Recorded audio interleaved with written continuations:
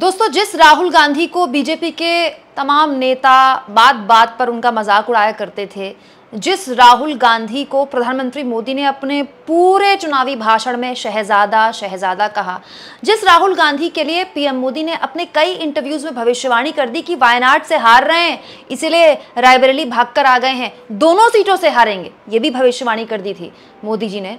वो राहुल गांधी प्रधानमंत्री मोदी को एक बहुत बड़ा सबक दे गए हैं, ऐसा सबक जो लाखों की तादाद में वोट के नंबर्स में है। दोस्तों, एक बहुत ही इंटरेस्टिंग आंकड़ा मैं आपके सामने रखने वाली हूं। इस आंकड़े के जरिए आप अंदाजा लगा सकते हैं कि जो हार का मार्जिन है और जो जीत का मार्जिन है वो कितना बड़ा है। दोस्तों, क्या आप जानते हैं देश के यशस्वी लोकप्रिय प्रधानमंत्री नरेंद्र मोदी जी, दुनिया की सबसे बड़ी पार्टी के सबसे बड़े नेता, जो विश्व गुरु लेवल के नेता हैं और पूरी दुनिया में उनका डंका बजता है, क्या आप जानते हैं कि वो अपनी सीट वाराणसी से कितने लाख वोटों से जीते हैं? 1.5 यानी कि 1.5 लाख वोटों से। बिल्कुल, मतलब मुझे बड़ी हैरानी हो रही है दोस्तों, क्योंकि इतने ही वोटों से करीब करीब केएल शर्मा ने स्मृति ईरानी को हराया है। तो कमाल की बात है कि प्रधानमंत्री मोदी, जिनका डंका पूरी दुनिया में बज रहा है, उनका डंका बनारस में नहीं बज रहा है क्या?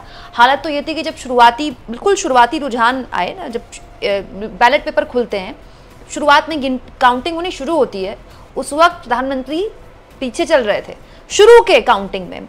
बाद में उन्होंने लीड ले ली, लेकिन जिस लीड के साथ प्रधानमंत्री जीते हैं ना दोस्तों, वो बहुत बड़ी लीड नहीं है। जैसा कि मैंने कहा कि उतने वोटों से तो स्मृति ईरानी को केएल शर्मा ने हरा दिया अमेठी में।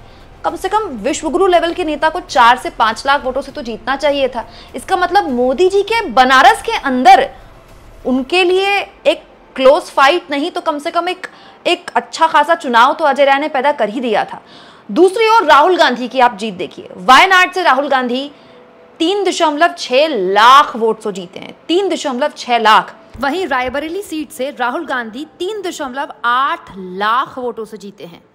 मतलब दोस्तों, अपनी दोनों सीटों से, चाहे वो रायबरेली हो चाहे वो वायनाड हो, दोनों सीटों से राहुल गांधी एक तरह से एक तरफा जीते हैं, विपक्ष का सुपड़ा साफ करते हुए जीते हैं। बहुत ही बड़ी जीत उन्होंने दर्ज की है, जो प्रधानमंत्री रहते हुए पिछले 10 सालों में विश्वगुरु लेवल का नेता बनकर भी पीएम वाराणसी में दर्ज नहीं कर पाए।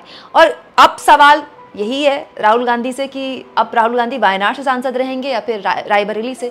तो ये सवाल प्रेस कॉन्फ्रेंस में भी उनसे पूछा गया, तो उन्होंने कहा कि इसको लेकर मैं बात करूंगा, इसको लेकर अभी मैंने फैसला नहीं लिया है। और दोस्तों, ये मैंने आपको करीब 1.5 महीने पहले ही बता दिया था कि रायबरेली की सीट राहुल गांधी अपने पास रखेंगे और वायनाड की जो सीट है राहुल गांधी वो छोड़ेंगे और वहां से प्रियंका गांधी उपचुनाव लड़ेंगी और वहां से प्रियंका गांधी संसद जाएंगी।